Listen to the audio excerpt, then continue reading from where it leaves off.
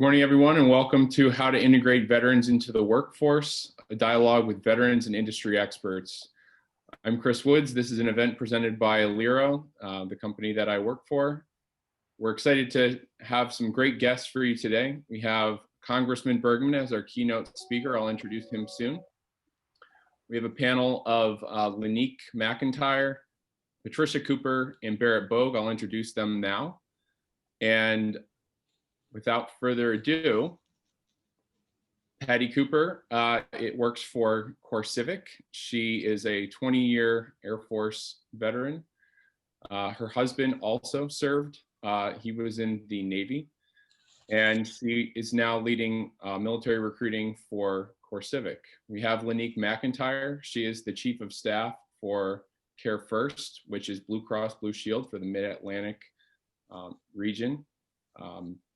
She is an Army veteran. She has worked at a number of Fortune 500 companies over the last 15 years, most recently Care First. And then we have Barrett Bogue.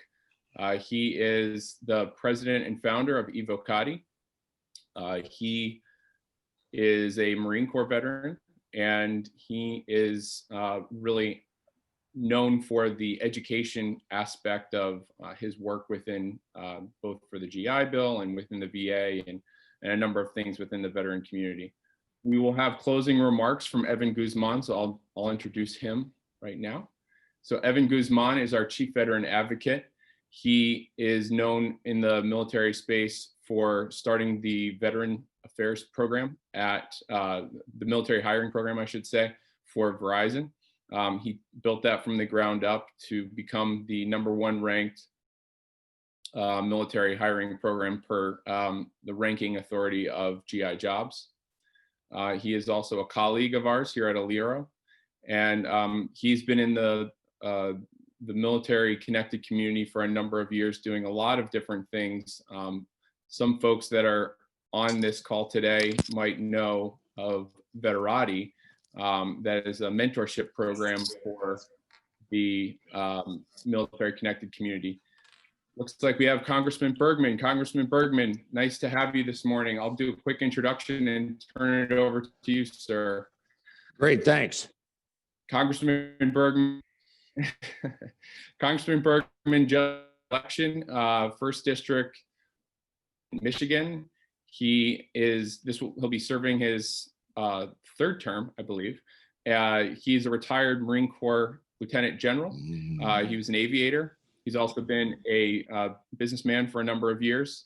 And we welcome him from, looks like you're in Washington, D.C. I am in Washington, D.C., sitting in my office. I was running literally back from the Capitol to get back here in time to start the Zoom meeting. Thanks for being with all of you. Number one, if you can hear me, give me a thumbs up. Okay, there you go. As a Marine aviator, we always assumed going into a fight that the communications were going to fail and everything would go to shit in a handbasket very quickly. Okay? That's just the way life is. So we always I can remember being on a flight line, if you will, and we got I flew CH-46s to start with. That's what I flew until I got back from Vietnam. And the point is, you always had to assume that your radios were going to go bad. So we do that thumbs up out the windshield so we could see online that everybody was rolling. So anyway, having said that, what a great pleasure to I was going to say start a day, but you guys are my 4th meeting of the day already. But to start a day with a group of fellow veterans, because, we all serve. In fact, just here's a rough data point for you. Of the 100% of the men and women who serve in uniform, roughly 70%, I think it's to be exact, 69%. We just got some updated numbers on this. Serve the minimum 8-year contract, because you all know when you sign a contract, you're obligated to 8 years, whatever the mix is, 4x4, 2x6, 6x2, whatever it happens to be. So 7 out of 10 veterans serve that 8 years and then move on in life and transition. Only roughly about 9% actually stay through the 20-year active component, you know, career model, if you will. And but anyway, the point is, we're talking 7 out of 10 are the folks who are going to avail themselves seriously of transition services, and how do they connect themselves with whatever it is they're going to do next, plus also how do they stay in contact with each other. But the third leg of that stool is, how do entities, companies, looking for good people who that company has said, you know, here are the criteria, but it would really be a plus if this person had some level of military experience. So I tell you, my first transition from active duty was began in 1975. I'm guessing many of you on this phone call were not even alive then. But it was pretty much, I picked up my DD-214, and the admin officer said, have a great life. Don't bother us. You know, we're active duty. We've got to defend our nation. The VA is out there across the street. There are these other kind of services, you know, veteran service officers, whatever it happens to be.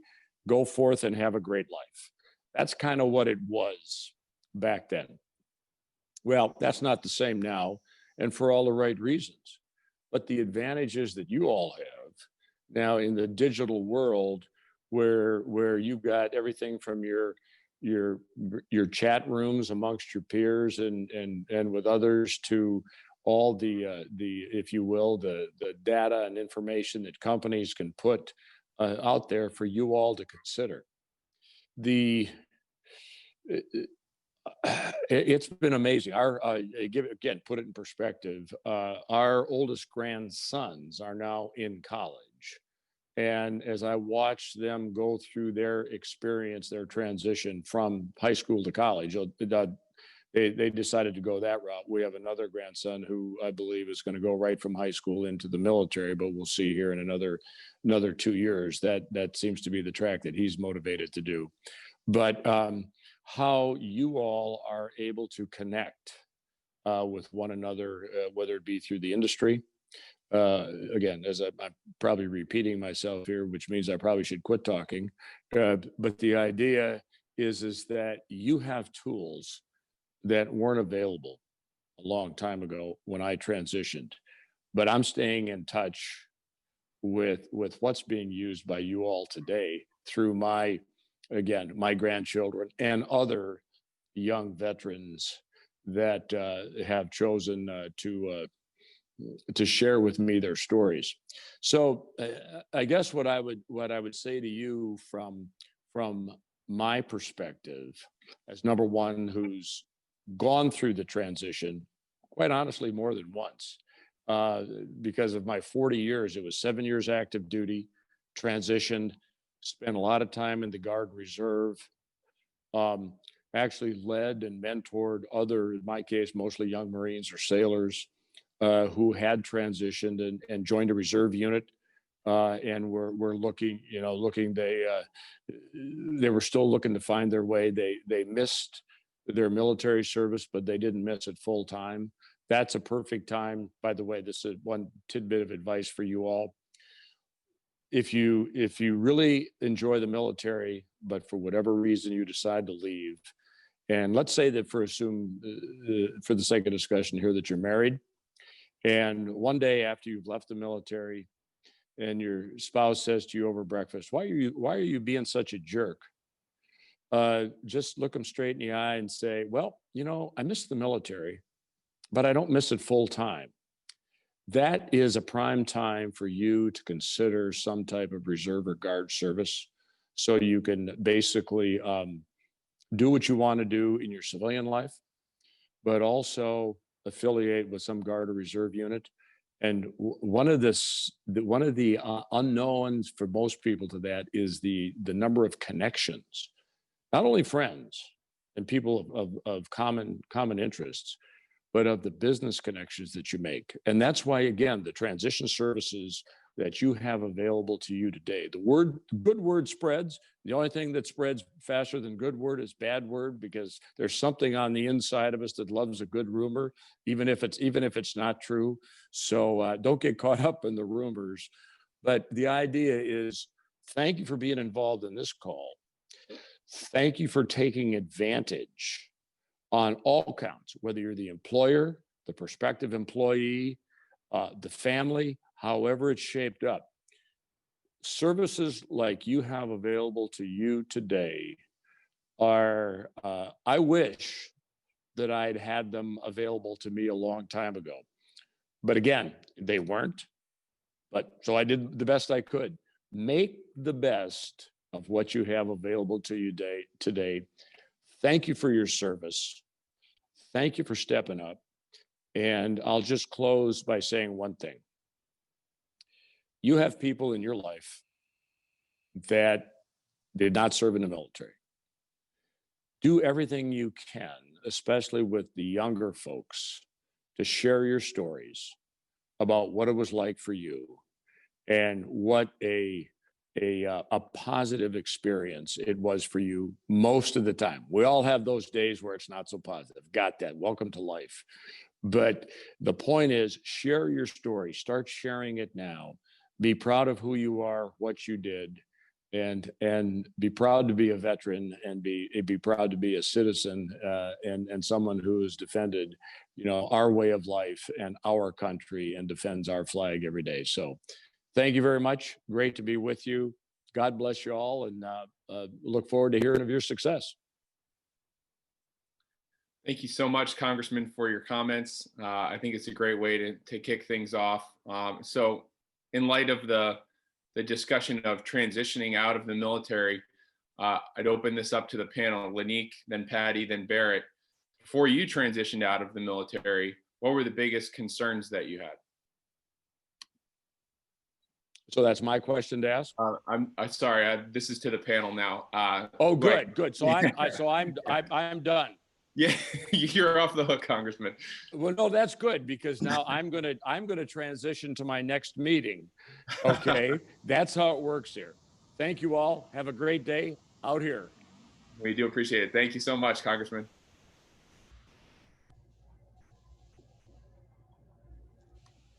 Thank you, everybody. So before you transitioned out of the military, Lanique, what were some of your biggest concerns? And then Patty, I'd like to get your thoughts on the same, and then Barrett after that. So when I transitioned from Fort Riley, Kansas, United States Army, to Penn State, I was actually going from active duty to college. My biggest concern was financial. How was I going to support myself? How was I going to pay for college? So that was really on the forefront of my mind. And as I thought about it, I started to save so that I could be prepared, weather the storm, until I could get on campus. I applied to Penn State, believe it or not, sight unseen. I'm originally from Pittsburgh, Pennsylvania. I did not want to go to Pitt. I did not want to live at home after 5 years on active duty. I just wanted to continue my adventures, and decided to go away to college. But I never saw Penn State prior to applying. I just knew the reputation. I knew the education facility, but there was a heavy price tag that came with that, and it was on my shoulders. So the stress for me was financial. And I made every effort to ensure that, I was comfortable enough to be able to financially afford, the education. And thanks to scholarships, the GI Bill, and the Army College Fund, I was successful, but mine was financial. Wow. That's a great story. Patty, I'd love to hear your story as well. I have to agree with Lanique.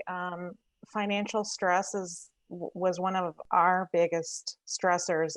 When I was transitioning, I transitioned before my husband. And we were living in Northern Virginia, and just outside of DC, which is really expensive. And so I had to decide what I was going to do when I grew up. And that's really difficult to decide. The military does a lot for you. And I think as a service member, you don't realize that until you're faced with that transition.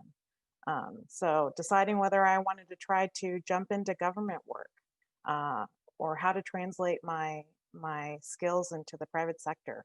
Those were all really difficult decisions for me. Yeah, Barrett, would love to, as someone who lives in Northern Virginia, some of your perspective.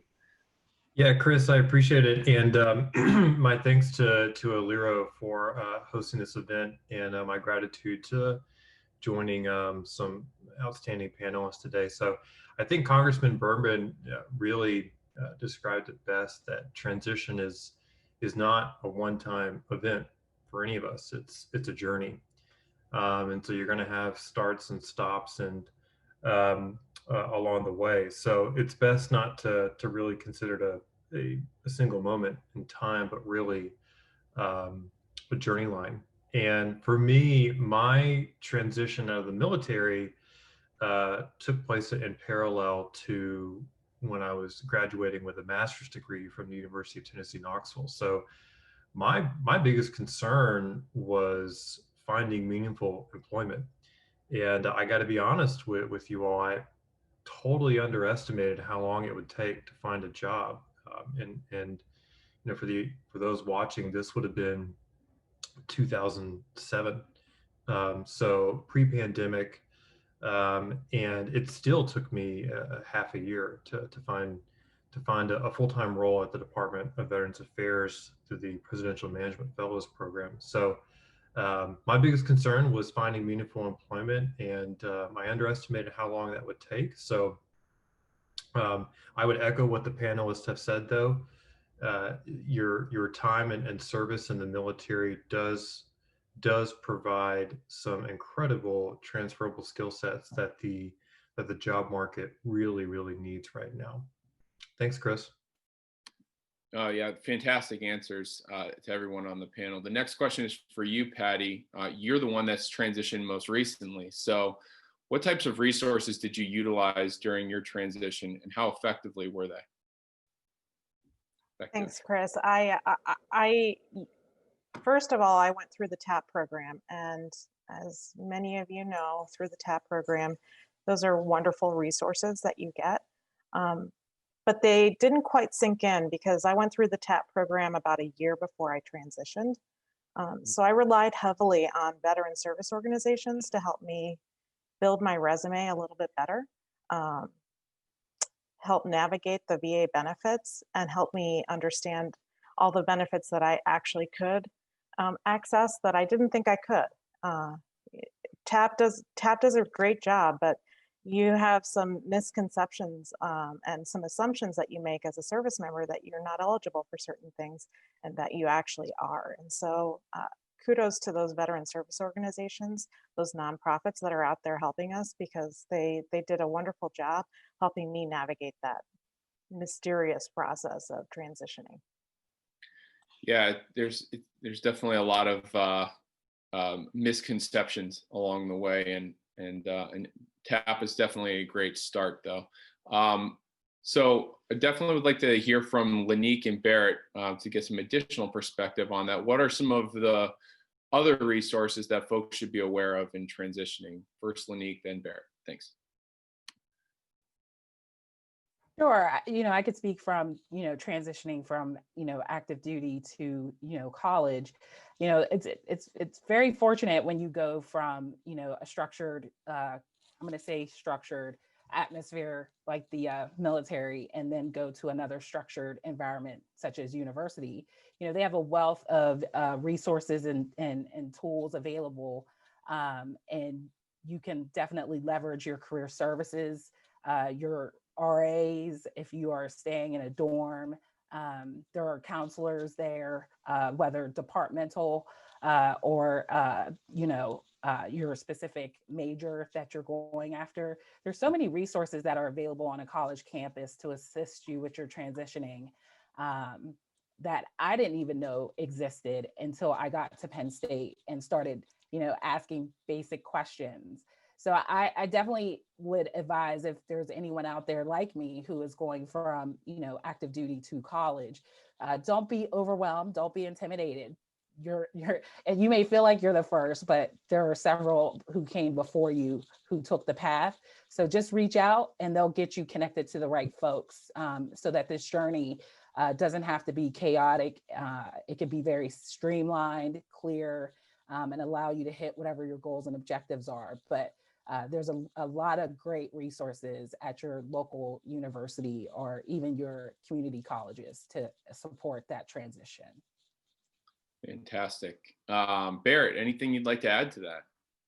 Yeah, I think I want to kind of build on what we just identified is there's an abundance of resources to help you transition, and it is so easy to feel overwhelmed with all the opportunity that's out there. So, my best advice is the real key to success here is to find a healthy peer support network to help you identify a path forward. And that peer support network can be a Student Veterans of America chapter on campus. It could be an employee resource group in the workplace. The research shows that the more you connect in a peer support network, the more likely you are to graduate, the more likely you are to stay in a full-time role as a military veteran. So organizations such as Aliro, Wounded Warrior Project, Hire Heroes USA, Student Veterans of America, they all provide services to help you transition into the workforce or college campus. I think what we would want to emphasize is that no matter what, just make sure you get that connection into a very healthy peer support network after you transition. Yeah, great answer. I'd like to return to Patty for a moment and just ask, was there anything that you felt was missing during your transition? I want to echo what Barrett said earlier, and I really misunderstood what the job market and searching for a job was going to look like. I also really underestimated the power of translating my skills effectively in a resume. I thought, okay, a resume is a resume and I can just put my job title, and as an officer, I jumped every 2 years. And so that looks kind of strange on a resume. I didn't think through that process. And so searching for a job did take half a year to find meaningful employment. And it was difficult and it was eye-opening. So at the time, I didn't realize that was missing from my transition. And I had to rely heavily on those around me who were willing to help me understand that a little bit better. No, thank you for that. And I'd be remiss not to address that. Patty and Lanique, both of you are recruiters or have been recruiters for companies, and I'm curious, what is it that you look for from the military connected community, and what advice do you have to the same? This could be, you can take this in a lot of different directions, but you could focus on resources available for veterans readying to transition. You could focus on, mentorship aspect and networking, any of that. So how about Lanique, and then we'll go to Patty. Sure. I just want to piggyback off of what Patricia and Barrett talked about with regards to their resume. I kind of became like the interpreter when for our veterans who were applying for positions, because of my background and experience. I can directly link the language that they're speaking and translate it for our civilian friends in recruitment, to allow them to see how those military skill sets connect to the workplace. So that would probably be my biggest advice to our men and women as they're preparing to exit, is just how can we take those skill sets, which are meaningful in every employer establishment, and translate it in a way that brings the employer to see the value it brings. So things such as, we are pretty confident as soldiers, men and women in uniform. So we want to see that come through the writing of the resume, as well as when we're interviewing. That positive can-do attitude, that spirit that we have for, our missions to get it done, do what it takes. to complete the mission. You know, the willingness to lead, especially during difficult times or when no one is answering that call to duty. We possess that in us, as it is either naturally ingrained in us or brought over time in our service.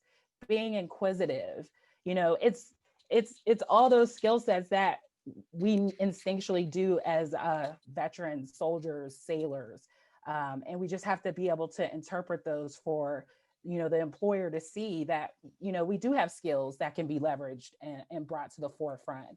I know that that's something that is very important with my current employer. We've partnered with Aliro because we haven't really done a great job in recruitment and getting out there with veterans, but we have created resource groups at Care First.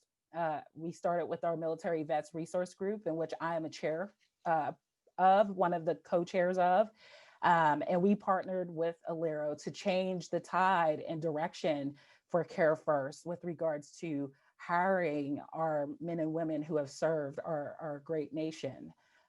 So we have a lot of work to do at Care First, but it's very important for us to help our leaders at Care First understand, you know, the diversity of thought that we all possess, but the fact that we do share a common thread regarding our service, our duty, and our honor. And I think that that's what every employer is looking for from, you know, their associates. So I think that's a great start, and I'll pass it to Patricia to expand a little bit more from her perspective, but that's just a piece. Thank you, Lanique. So from the perspective of a recruiter, I'm currently a recruiter. I was hired by CoreCivic first to build out their veteran recruitment program. I've now expanded my responsibilities, and I do a lot more, but I'm still focused almost entirely on bringing veteran talent in. Kudos to CoreCivic for recognizing that the military does, and the spouses, bring a huge amount of skills that our company can benefit from.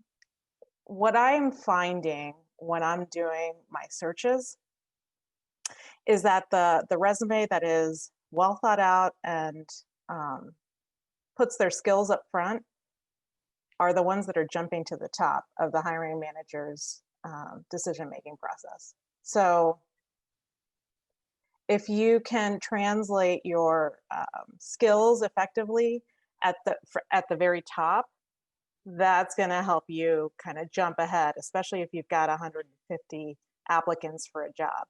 And let's just face it, right now, that's what we have going on. We have 150 applicants, especially for those niche jobs that everyone wants. So you have a lot of competition. And so what I would recommend, my biggest advice to the veterans is have 10 resumes. Name each one whatever job you want.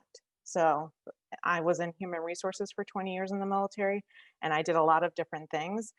And I had a resume for a recruiter. I had a resume as an HR business partner. I had a resume for an HR director, you know, because I did all of those things in the military. They weren't named those things in the military, but those were the essential skills that I was going to bring to the table.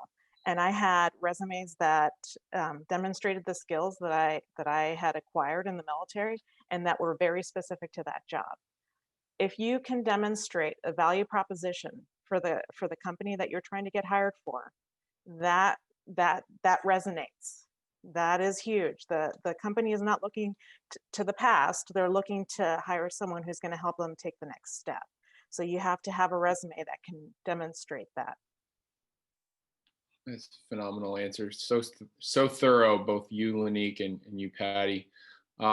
Since we are on the topic of company recruitment, I'm wondering if, I'm going to put you on the spot a little bit, if you could share how your company has successfully integrated veterans into your employee ranks.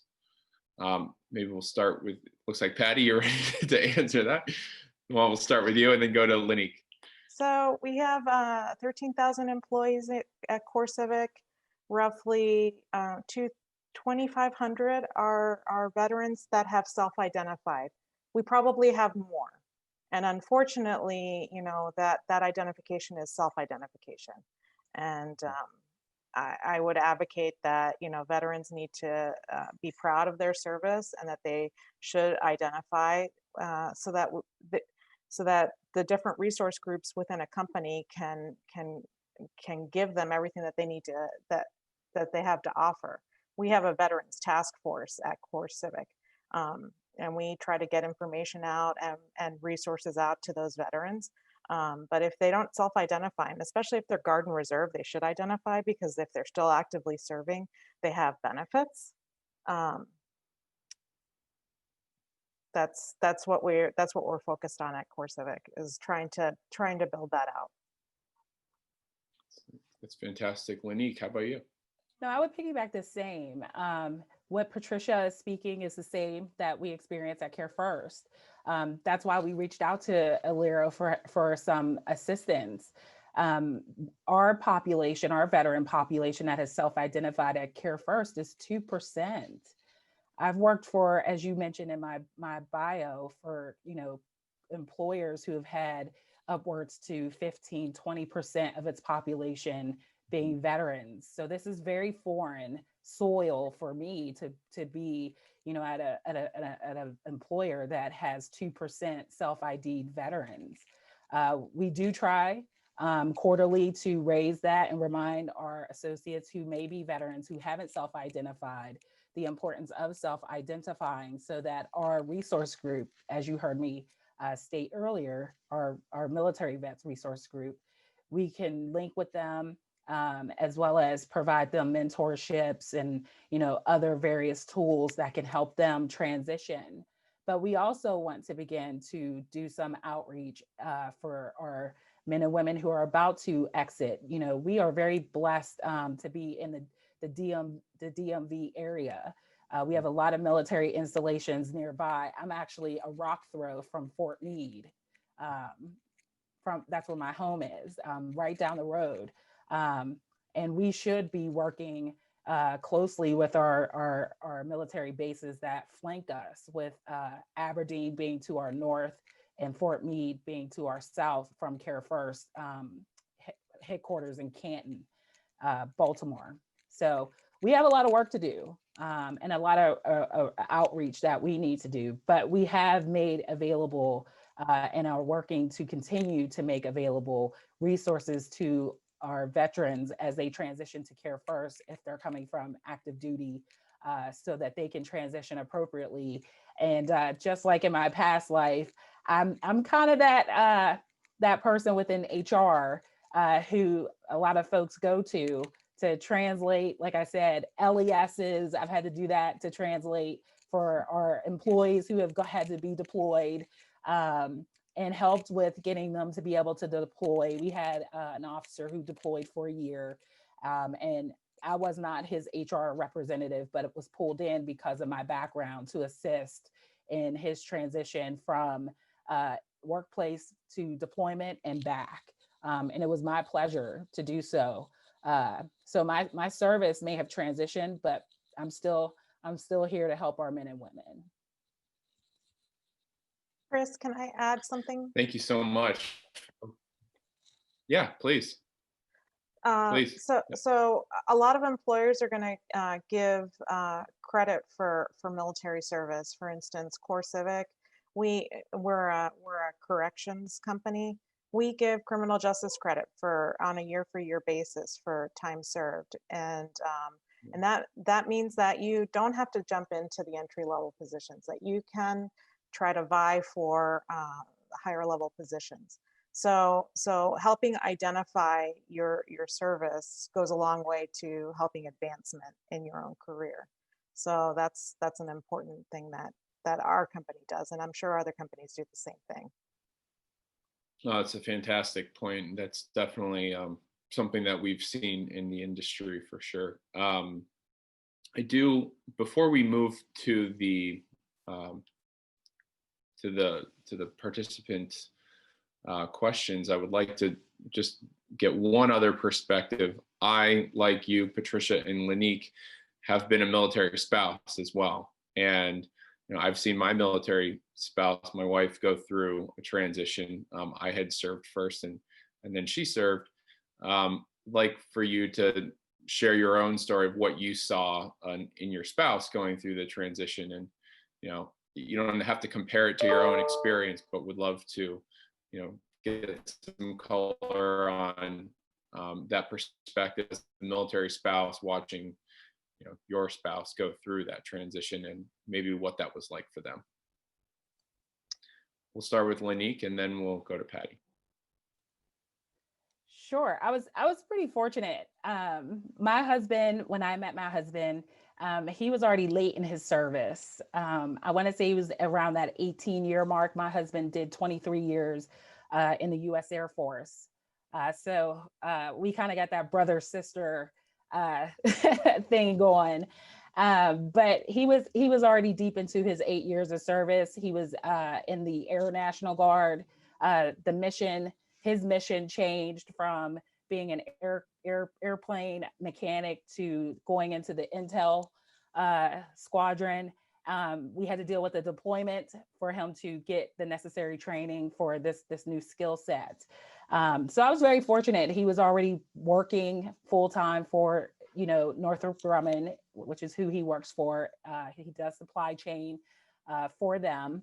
But it really was a pretty smooth transition because at that point in stage of, us being married for the last 5 years of his 23 years of service, he was already employed. He was doing the Air National Guard. And really it was just adjusting to not doing the drills on the weekends and, the 2-week commitments. So it was very smooth, but the great part about being a veteran was that I knew what I was getting, into when I married my husband. Essentially it was like redonning the uniform because I had to remind myself of all the things that come with being in the military and in order to support my husband through his time, as well as when he made the decision, which was not taken lightly, to retire from the Air Force. So I was glad that I was able to be there. I was able to give him some wisdom. And, like I said, his transition was very smooth as he was already in the workplace. So it was very minimal from my standpoint. But I'd love to hear Patricia's standpoint, as I'm sure it was totally different than mine. So Lanique, I transitioned before my husband, and then he transitioned about 3 years after I did, and he relied on me heavily as the personnelist to help him kind of navigate the personnel world in the Navy, even though I was Air Force, and it was a lot smoother for him than it was for me. He also decided to utilize his GI Bill benefit afterwards. So that was also a pretty easy transition for him. So I want to say I kind of paved the way for him, but I think in reality he just had it more buttoned up than I did. But being a military spouse and being a service member was just an interesting dynamic. Most military spouses these days are not what you would have considered in the past. They all have jobs. They're all juggling family, just like you and I, Lanique. So it's almost a little bit lonelier because those hard and fast military spouse groups are kind of dwindling. They don't really exist anymore. Everyone has a job, and it's really hard to get together. So I have compassion for the military spouse. Yeah, thank you very much for that perspective. I often think of the military spouse as like the offensive line in a football game. They're the unsung heroes, and there's a lot. There's really a lot there that I know even Congress is pursuing, potentially, maybe even looking at the military spouses as a protected class, and that maybe even be on the docket as soon as next year. I I do want to kick it back over to Barrett before we shift gears to the Q&A from our participants today, our attendees, I should say. Barrett, can you talk to us a little bit about the value of mentorship, really through the spectrum of, within the service, leaving the service, and even into your new career? Yeah, there are really two components. There's we've talked about transition as a journey and not an event. We've talked about your transferable skill set and getting connected to a peer support network.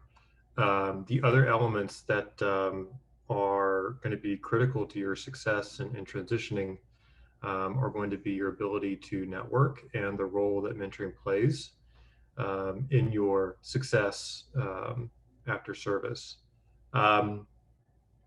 Both of which have played a critical role in my career. Mm-hmm. I want to reframe networking into something that sounds a little less scary, especially for my fellow introverts. It's really about building professional relationships, and you have to take steps to build and sustain those kinds of relationships to support your careers. And I say careers because you're likely to change careers 3 to 4 times before you retire.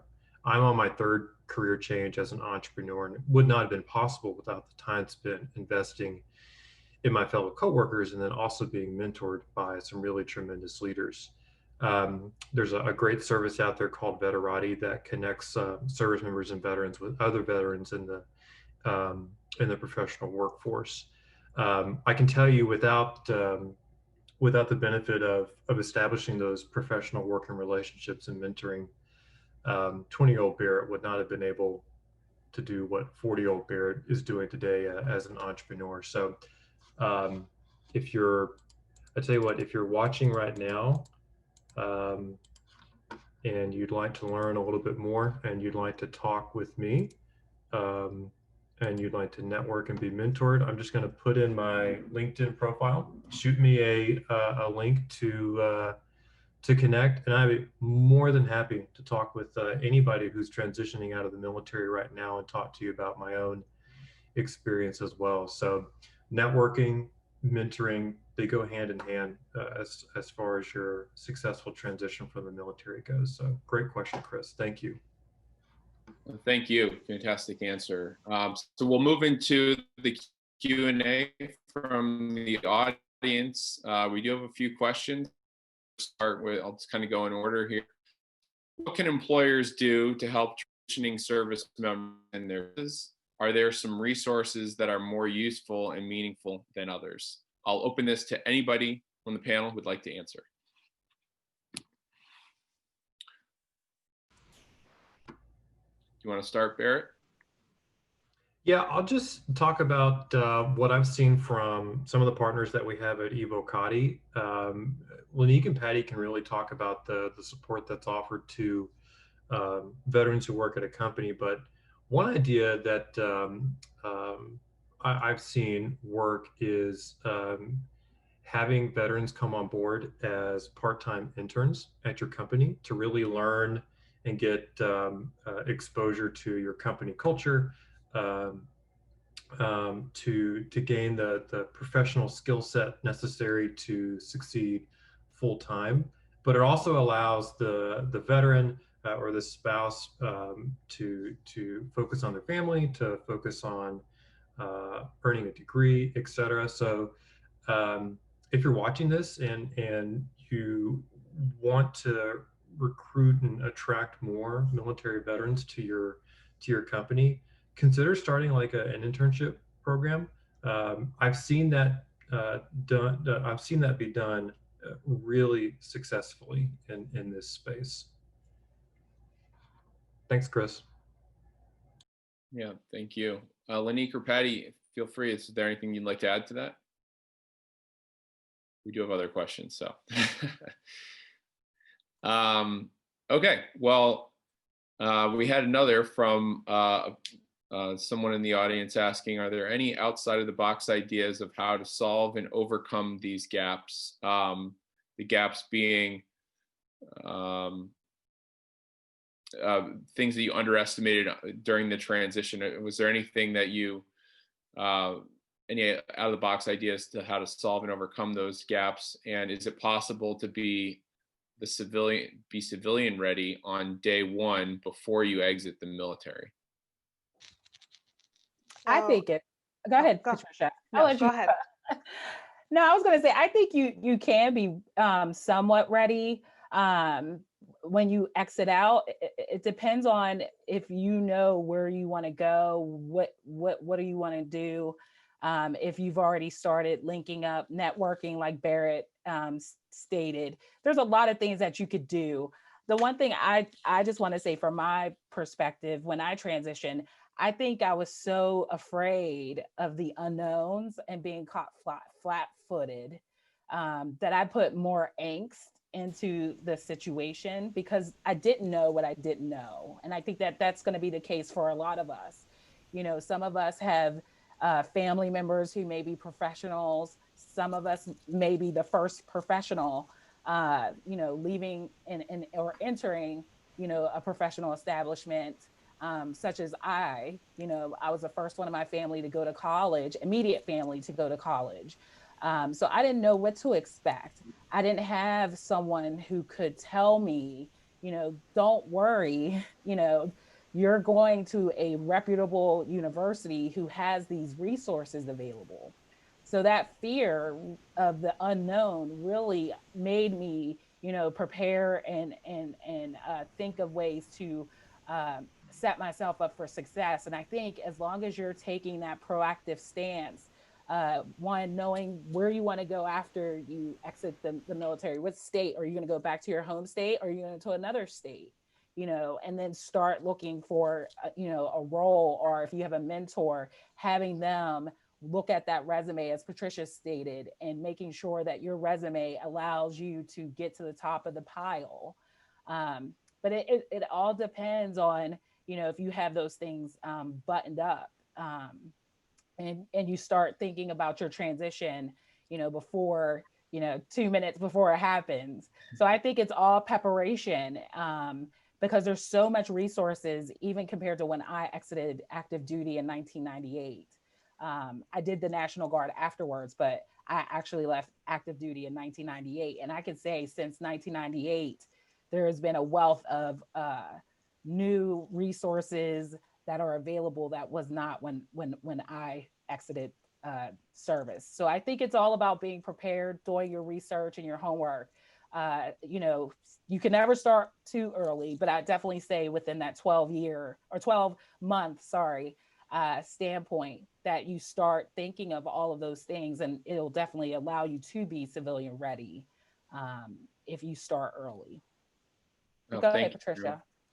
Yeah. So I can't underscore enough the power of networking. And I think you should not be afraid of going out to LinkedIn, finding finding fellow veterans who are perhaps in the industry that you want to get hired into, and ask for a connection, because I can tell you 100% we will say yes. And we'll help you out, because we're all in this together. I wish I would have done that. I didn't, and it was an arduous process. The other out of the box thing that I would say is simply Google the resume title that you're looking for. It's very simple. It might seem out of the box. Google the resume that you're looking for, and then tailor your resume to look like that. No, thank you, everybody. We do have more questions than we can answer in the remaining of time before we move on to the closing remarks from Evan Guzman. And so what we'll do is we'll ask one more question. The other questions that we didn't get to ask, we will work with the panel offline to get you some responses to that, and we'll get those over to you. So for the last question, what are some ways you have successfully had employees self-identify as service members or even spouses? Perhaps, Lanique, you may have the most mature of the programs, if you'd like to take a stab at that, and then Patricia and Barrett would value your perspectives next. So this is in my past life, we had various ways to get associates or incoming people to identify themselves successfully. We had resource groups. Our HR team was very connected with all the different programs that my past employer had.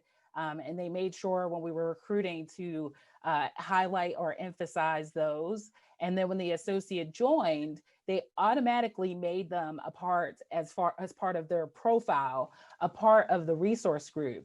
And that resource group created a battle buddy that would then reach out to that associate. They knew when that associate was starting. And right when the person got their computer or asset, they ensured that that email was waiting for them from their battle buddy, introducing themselves to that new associate, and basically being that person to help transition. If the associate felt like that match might need to be changed, they always had an opportunity to make that change. We don't currently have that at Care First at this moment, but that is something that we have talked about bringing to light, is that battle buddy process, and really getting in touch with the associate sooner than their onboarding time. So as soon as we know that that person has said yes, we're looking to reach out and make contact so that we can entice that person to, one, become involved, but to also self-identify. There is power in numbers, and influence comes with numbers. And we're only as effective as those who identify and get involved. And our service doesn't end the day we take our uniform off. It continues. That burning flame is still in you. I just ask that you think about it and think about how can you help someone else once you get yourself organized, of course, but how can you extend that to someone else and pay it forward? Because that's what we really all signed up for, is to serve and defend and mentor. I would also add into that as well. So it starts by self-identification. Fantastic answer. Patty. So one of the things that we created to help self-identify or create that culture of self-identification is we've created a thank you for your service coin. And so everyone who self-identifies, we give them the thank you for your service coin. We have them join our veteran service group, which is a huge resource to get information out. We also, for our still serving service members, whenever they deploy, we send care packages. We take care of their families, just like we did in the military. So that's what we've been focused on doing. And I hope to grow it out from there. We'll see. That's awesome. Barrett. Yeah, let me talk just really quick, because I know we're up at the time limit, about the same question, but from the higher ed perspective and self-identifying veterans on campus.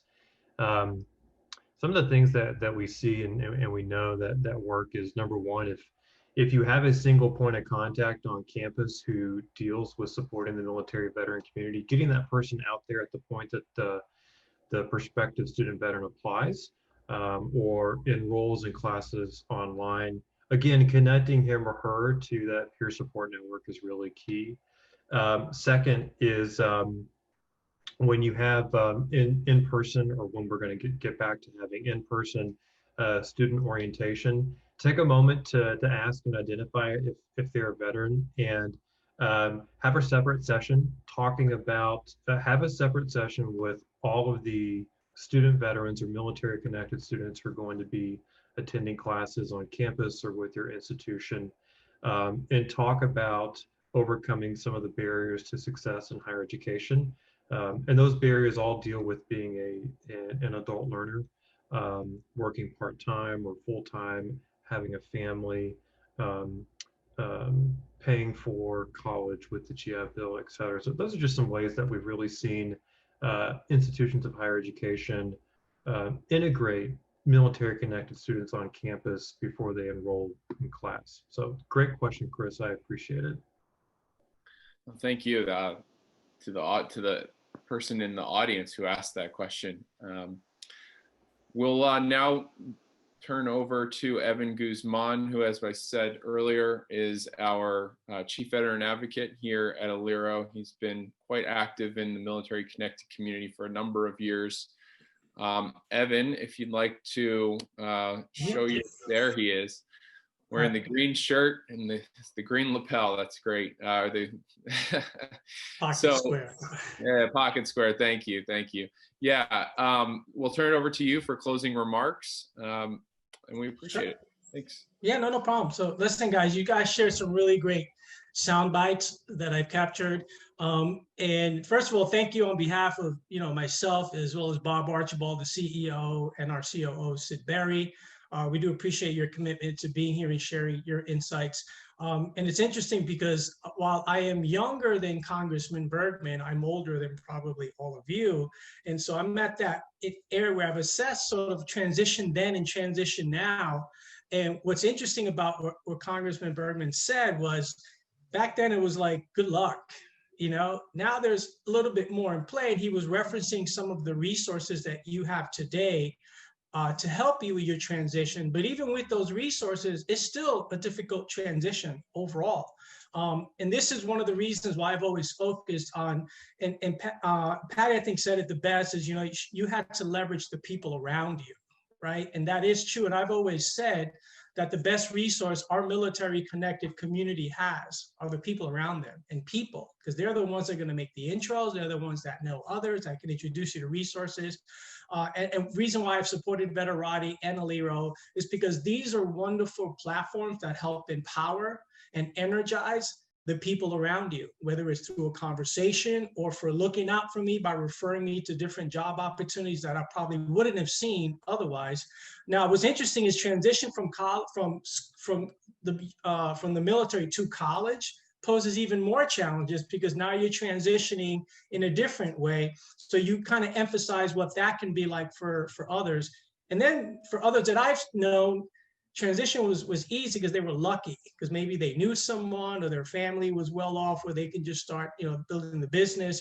So there's a lot, but when you look at the percentages, there are more people struggling with transition than there are succeeding through transition. And it's one of the reasons why we wanted to have this webinar, to really get some insights. And what I wasn't expecting was the insights from Congressman Bergman about his transition and then where we are today. And it seems to me that, we still have work to do in this space, and we still have work to really, and the only way we're going to get there is by talking to folks like Patty and Lanique and Barrett and Chris and even Jonathan, because you've all gone through it and you all have a different story about your transition and how you got to where you are, and where mentorship plays a key role, as talking to someone in a career that they're trying to pursue, to me, is the fast track to where they want to go. And that never existed before, but now these great, wonderful resources exist. So that's all I wanted to really share. But, transitioning service members are no longer on their own. They actually have a military connected community with veteran advocates like myself that work every day to make sure that there are resources that they can leverage to accelerate their career success. So with that, I'll shut up and just say, thank you so much for your time, guys. This was great. It's been great to learn a little bit about everyone. And Lanique, we've been talking for quite some time. Patricia, you've got a great history in the background. And thanks for sharing, your story as well, because and what Core Civic is doing, I think it's very, very interesting to really give individuals a second chance, in the market. So I appreciate your insights as well. But with that, I'll say thank you again for your service. Thank you for your insights. And Chris and Jonathan and Barrett, thanks so much for working so hard and putting this together, because I was behind the scenes of what it took to really make this happen. So great job, guys. Thank you, everybody, for attending, and thank you, everybody on the panel, for participating today. We really hope that you enjoyed this webinar and found it useful to those that are watching. As I stated, we'll follow up with those unanswered questions in an email, and this recording will be made available for you too if you registered. Thank you, everybody. Have a great Thanksgiving. Be safe. Thank you. Bye.